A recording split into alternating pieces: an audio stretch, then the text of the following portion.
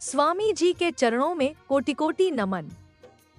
आइए स्वयं स्वामी रामदेव जी से सीखते हैं।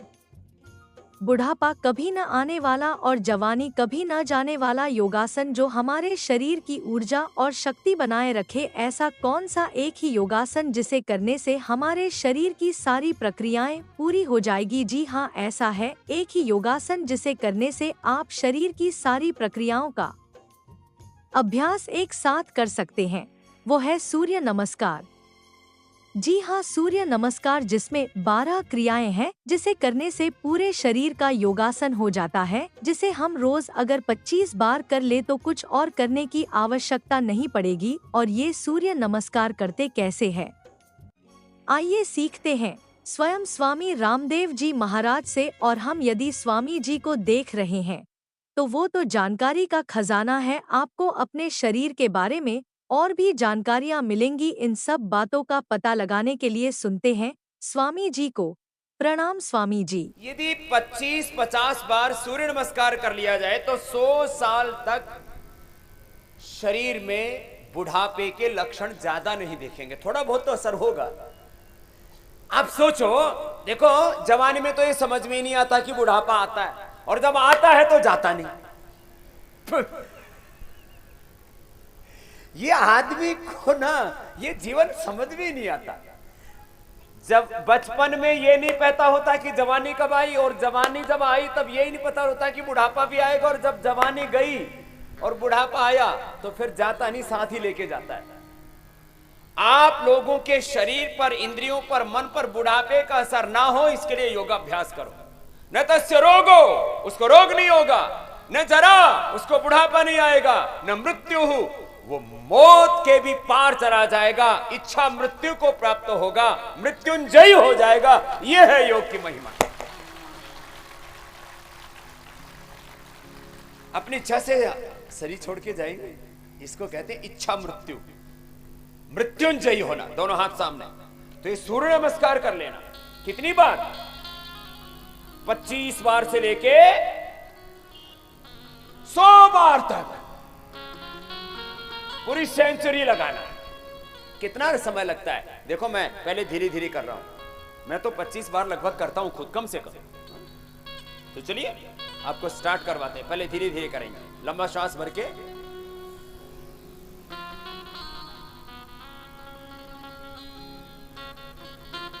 और सीधे रहते पीछे जाते। इसमें आगे, कमर में ज्यादा दर्द हो तो आगे मत झुकना दे।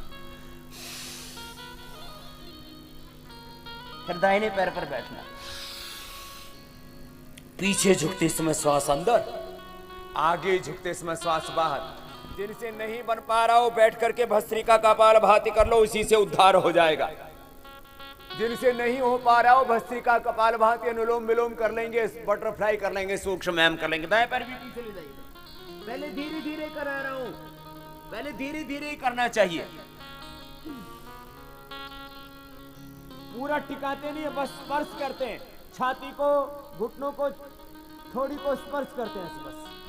पेट अधर होता है, फिर सामने छोड़ गए। नीचे टिकाते नहीं है, पूरा स्पर्श करते हैं, खाली ढीला नहीं छोड़ते। फिर भी इससे उठे, फिर बायां आगे। पहले धीरे धीरे करते हैं, उससे पूरा बैलेंस हो जाता है एकदम। सांस बाहर छोड़ के पूरा झुको। फिर हाथ ऊपर देखो, ऐसे ऐसे ले जाना, हाथ पीछे ऐसे सीधे, ऐसे। फिर वापस आते समय देखो ऐसे ऐसे ऐसे ऐसे ऐसे ऐसे आते हैं हाथ। ये तरीका होता है ये। फिर से श्वास अंदर भर के हाथ पीछे, श्वास बाहर छोड़ के आगे, फिर श्वास अंदर भर के दाहिने पैर पर बैठे, पूरा कमर दबाएं, फिर दाएं पैर भी पीछे ले जाएं, फिर श्वास भर के आगे झुके, स्पर्श करें खाली घुटनों को, छाती को, ठोड़ी को। फिर उठे सामने से, श्वास अंदर ही रखें, फिर बीच से उठाएं, श्वास छोड़े, एड़ियां जमीन पर टिकाएं, घुटने सीधे रखें, सिर झुकाएं, बायां पैर आगे लाएं,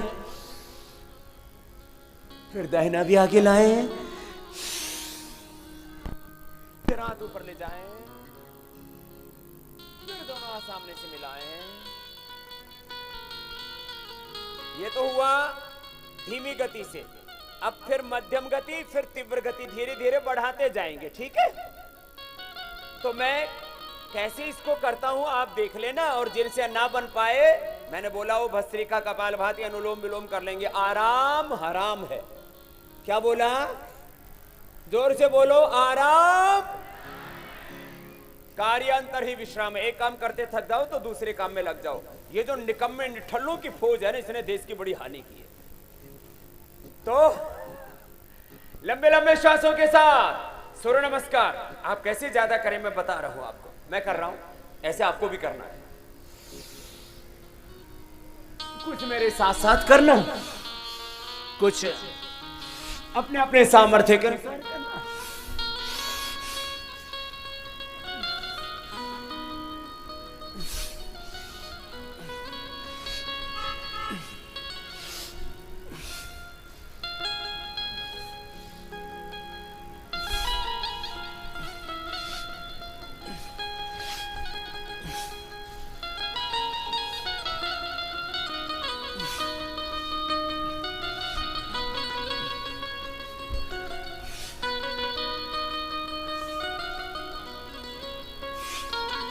अपने सूर्य स्वयं बन जाए, तुम सूर्य रूप बन जाओ, तेजो रूप बन जाओ।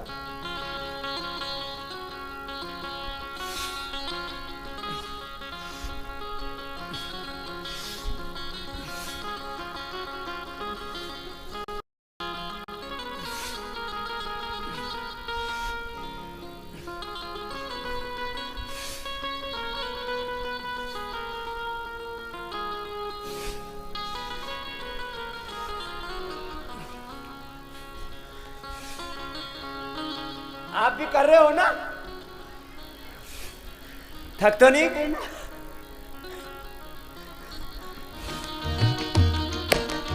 ऐसे कितनी बार करना? 25 बार, ठीक है ना? 25 बार कम से कम मिनिमम।